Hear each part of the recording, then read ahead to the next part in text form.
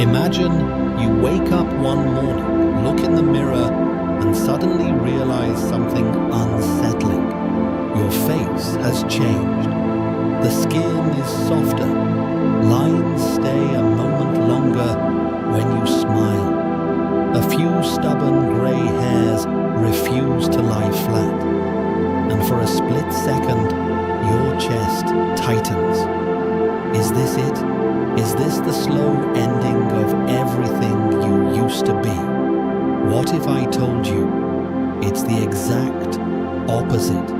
What if every wrinkle on your face is actually a handwritten note from life itself?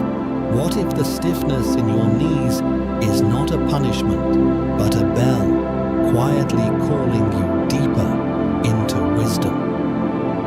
What if growing older isn't a tragedy to be fought, but the most powerful spiritual training you will ever receive? Tonight, we're going to walk through 5 radical Zen teachings on aging. By the time we reach the end, I want you to look at your own aging not as a slow collapse, but as an initiation.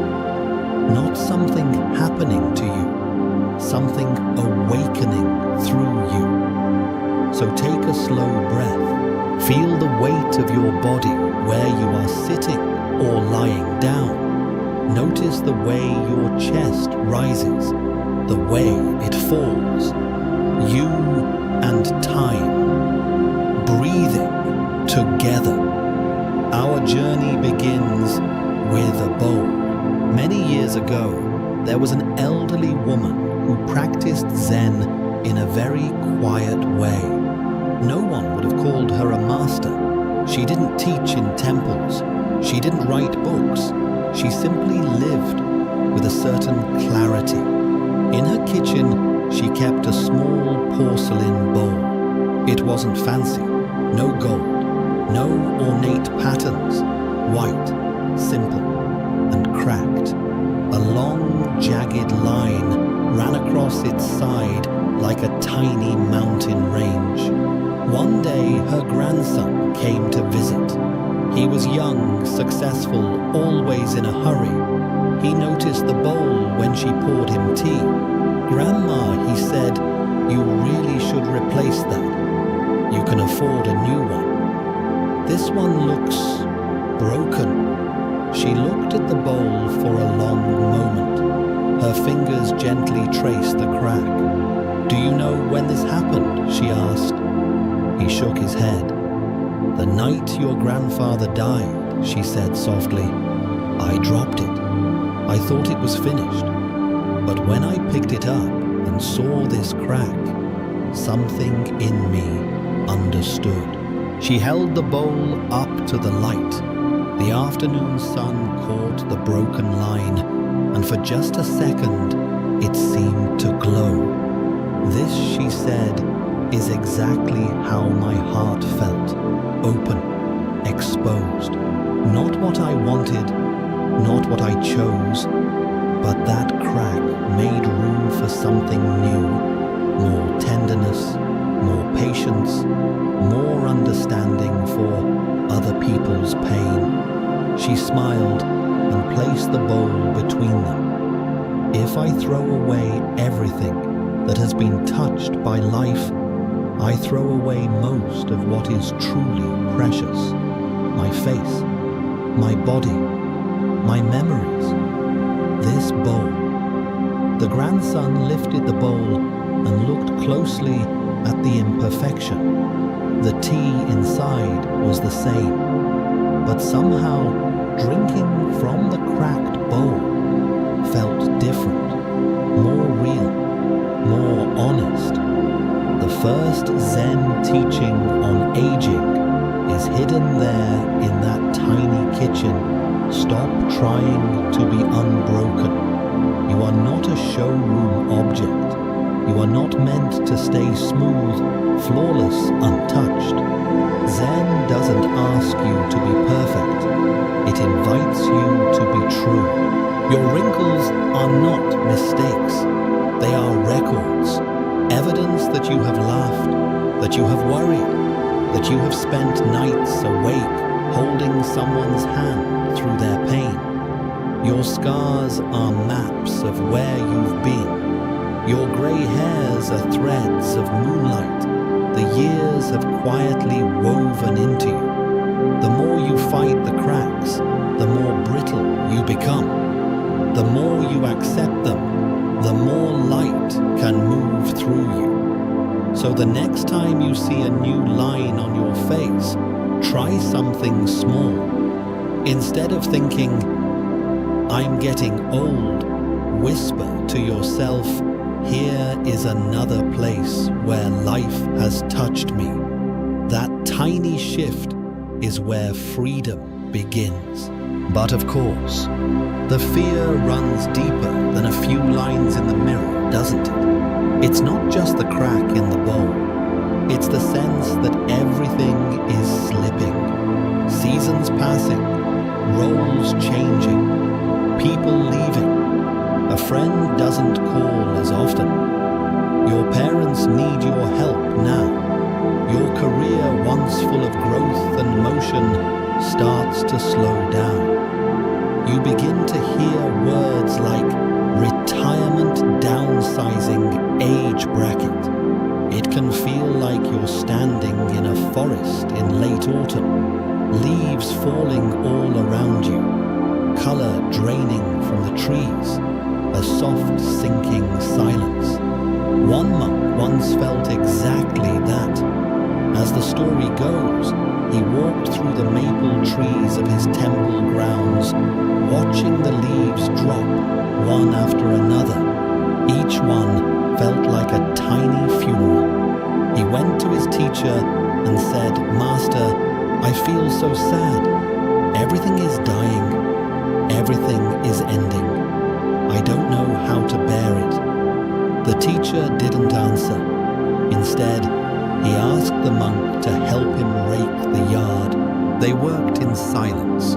Dry leaves gathered in a pile. The air smelled of earth and smoke. Finally, the teacher said, "Tell me what you see." "Decay," the monk replied. "Loss. The end of summer's beauty." The teacher nudged the pile of leaves with his foot. "I see next spring," he said. "Within this pile is food for the soil. Within this soil are the flowers that have not yet bloomed, the fruit that hasn't yet ripened, the shade where children will one day play." He looked up at the bare branches. The tree does not hate its falling leaves. It trusts the cycle. Can you trust yours? In that moment, the monk realized something deeply uncomfortable and deeply liberating. Every ending he feared was also a beginning he couldn't see yet. This is the second Zen teaching on aging. Every ending secretly carries a beginning in its arms. We grieve the loss of youth, of status, of certain roles we once played. But aging is not only a story of losing, it is a story of trading. You trade the urgency to be impressive for the chance to be genuine. You trade the need to be everywhere for the wisdom to be where you truly belong. You trade the illusion of endless time for the sharp, precious clarity of now. A door closes, another door appears quiet and unmarked at the corner of your life. Retirement might be the end of full-time work, but it can also be the beginning of time-rich presence, the start of teaching, mentoring, creating, or finally learning the things you never had space for. A body that can't run marathons might be the end of one chapter of movement, but it could be the beginning of a new relationship with slowness, with walking, with feeling each step instead of racing through them. The question is not, how do I stop things from ending? The deeper question is, what new beginning is this ending asking me to see? Imagine looking at your life as a series of seasons, not a straight line. You don't judge winter for not being summer. You don't stand under a snow-covered tree and say, you have failed. Where are your leaves? You breathe the cold air. You notice the stillness. You understand that something quiet and invisible is happening beneath the surface. Your life is no different. Still, there's another pain that grows sharper with age. Not just loss of youth, loss of people, loss of dreams, the heavy private weight of regret, words you wish you had said, apologies you never made, harsh phrases you can't unsay, relationships that drifted or shattered. One woman, let's call her May, carried such a wound. Years ago, in a moment of exhaustion and anger, she had said something cruel to her younger sister. They didn't speak for a long time after that. Life moved on. Jobs changed. Addresses changed. Phone numbers changed. But inside, the sentence she had hurled stayed sharp. Every birthday, every family gathering, even in the quiet moments before sleep, it was like a thorn lodged in her chest. One winter, when May was already in her 60s, she sat down at her kitchen table. Steam rose from her tea. Snow was falling outside. She took out a piece of paper and wrote her sister a letter. Not a small letter, a long, trembling confession. I was proud. I was afraid. I felt unseen. I attacked you instead of talking to you. You did not deserve that. You never did. She wrote until the ink blurred with tears. She folded the letter, addressed it, placed a stamp on it. Then she just sat. In that silence, another thought appeared. Very simple, very clear. I cannot control whether she forgives me. I cannot control whether she writes back. But I can decide who I will be from this moment on. She took the letter to the post box. As it slid from her fingers, she whispered, I release both of us. Weeks passed.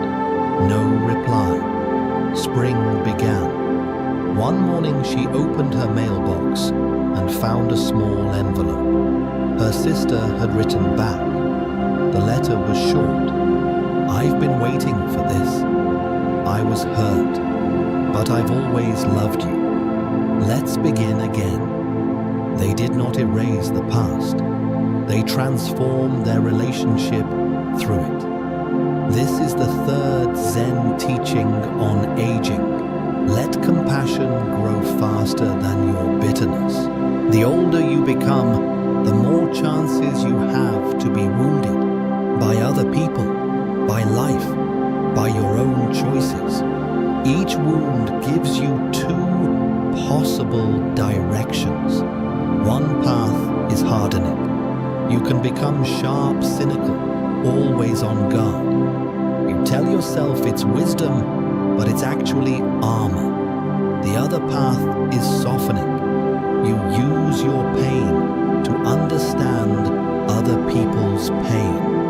You see how easy it is to say the wrong thing, to fail to act from fear. You begin to forgive not because the harm never mattered, but because you refuse to let it define you. Compassion doesn't mean letting everyone walk over you. It doesn't mean pretending everything was fine. It means you stop stabbing yourself with the same memory again and again. Compassion starts with yourself. The way you talk to your aging body, the way you judge your past mistakes, the way you compare your life to others. Ask yourself gently, if someone I loved had lived my exact life, made my exact choices, would I speak to them the way I speak to myself? If the answer is no, then you've just discovered how much compassion you owe your own heart.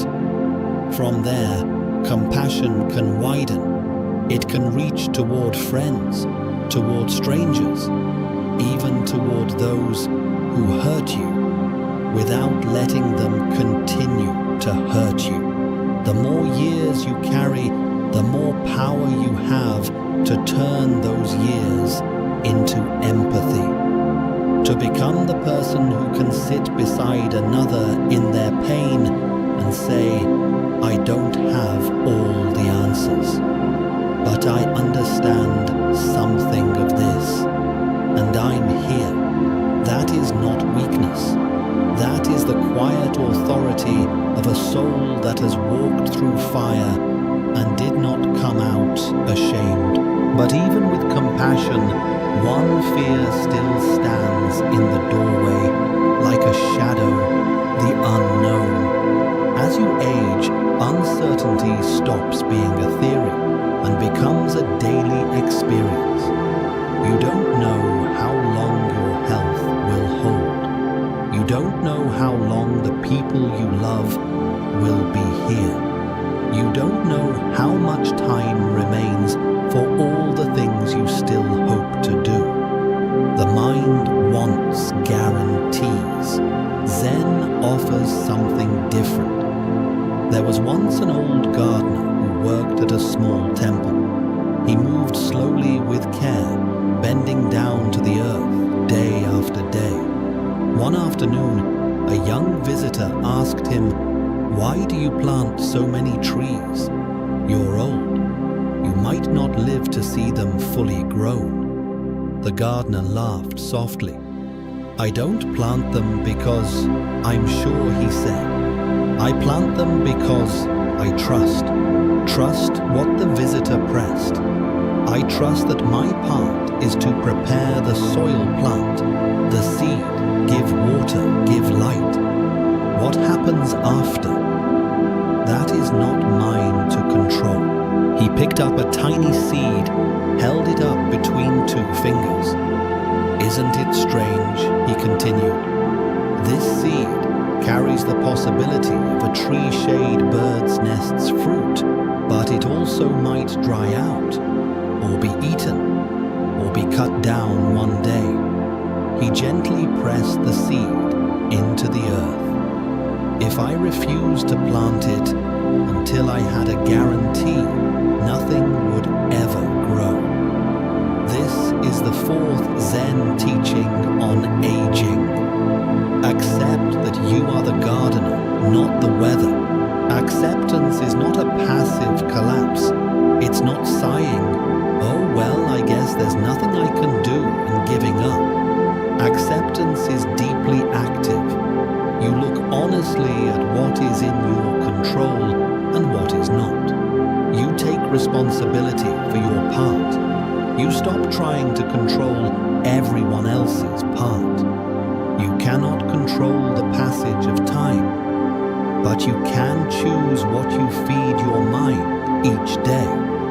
You cannot stop your body from changing, but you can listen to what it needs instead of resenting it for not being 20 anymore.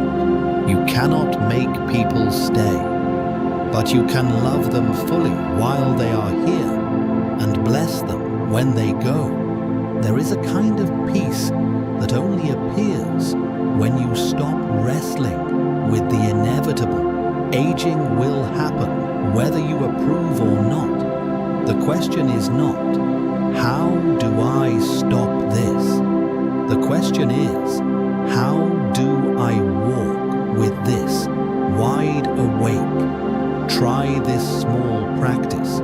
When you notice something you cannot change, an ache, a memory, a loss, instead of immediately resisting, pause and name it. This is here. I don't like it, but it is here. Then ask, given that this is here, what is one compassionate step I can take now? Maybe it's making a doctor's appointment. Maybe it's calling a friend. Maybe it's taking a nap. Maybe it's writing the first page of the book you've been postponing for years.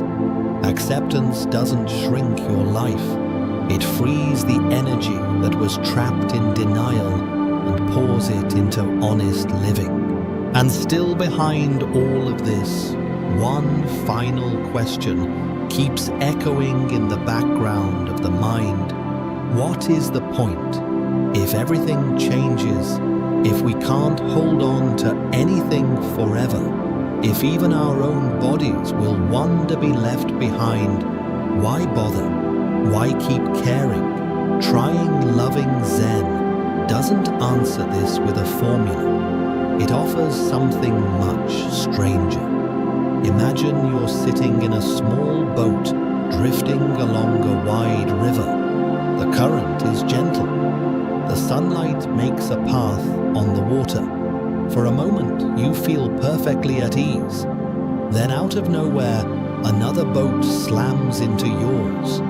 The impact jolts you. Your heart jumps.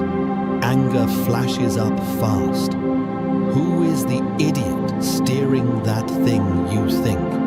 You spin around, ready to shout. The boat is empty. No one is inside. No one at the oars. It was simply carried by the current, just like you. Your anger has nowhere to land, no target, nothing to cling to. Life can feel like that. You sail along, making plans, organizing your days. Then an illness hits, a job disappears, a relationship ends, a pandemic strikes, a random accident changes everything. You look for someone to blame. Sometimes there is someone who acted carelessly or cruelly, but sometimes it is just an empty boat. No intention, no plan, just the movement of causes and conditions you will never fully see. This is the fifth Zen teaching on aging. Meaning is not something life gives you.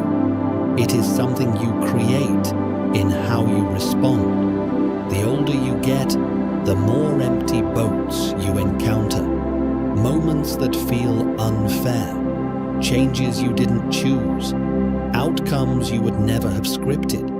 You can spend the rest of your years yelling at empty boats. Or you can pick up your oars and ask, given this impact, how will I steer now? Meaning is not located in the past, in what you achieved or failed to achieve. It is not hidden in some distant future where you finally figure everything out. Meaning lives here. In how you show up for this conversation. In how you speak to this person. In how you treat your body today. In how you choose to spend this irreplaceable evening of your life. You don't need to have a grand plan. You don't need to save the world. You don't need to become a famous anything. You just need to keep asking gently but seriously, what kind of person am I becoming in the way I meet this moment? That question can guide you at 20. It can guide you at 80. It can guide you with a strong back or in a frail body lying in a hospital bed. Because as long as you are breathing, you are still steering. So here you are, with your own cracked bowl of a body, your own falling leaves of change. changing roles and seasons, your own letters of regret and reconciliation, your own small garden of choices, your own boat on this vast, mysterious river. Aging is not a punishment for having lived. It is living continuing. It is the body showing the marks of time, the heart growing wider from everything it has held. You are not less because you are older. You are more layered, more textured, more capable of seeing clearly what truly matters. If you are listening to this right now, you are at a crossroads that appears every single day. Will you spend your energy hiding your cracks, mourning only what is gone, tightening around regret, fighting what you cannot control, and shouting at empty boats? Or will you become curious about what your wrinkles are teaching you? Curious about what new beginnings your endings are quietly making room for. Curious about how much softer and braver your heart can become. Curious about what kind of gardener you are willing to be. Curious about what meaning you can shape right here with the exact life you have. You don't need to answer all of this at once. You can start small. Tomorrow morning when you wake up, notice one thing about your aging body and thank it. Thank your feet for carrying you. Thank your hands for all they've held. Thank your eyes for every sunrise and every tear. Later, choose one ending in your life that you still resent and ask, what beginning did this create that I have never fully honored? Think of one person living or gone to whom you owe either gratitude or forgiveness. Write their name down. Whisper, I'm ready to open this door. You don't have to rush, but don't close your heart around it either. Look at one place where you are fighting reality and gently lay down the sword, even if only for one day. See what happens. And as life inevitably bumps into you again, instead of demanding, why me? Try asking, who can I be even in this? There is a kind of beauty that belongs only to youth. But there is another beauty, quieter and far more durable, that belongs to those who have stayed, who have remained on this earth long enough to see their own illusions fall away, who have loved, lost, broken, healed, and still choose kindness. That beauty is not fragile. It does not fade with age. It deepens. So when you notice your aging, remember this. You are not standing at the edge of your life watching it shrink. You are standing at the center of your life right now, holding all the years you have lived and all the wisdom they contain. The question is not, how old am I? The question is, how fully am I willing to live this moment? Take one more slow breath. Feel the air come in. Feel it go out. For tonight, let that be enough. You are here. You are alive. You are still becoming. And your story is not finished yet.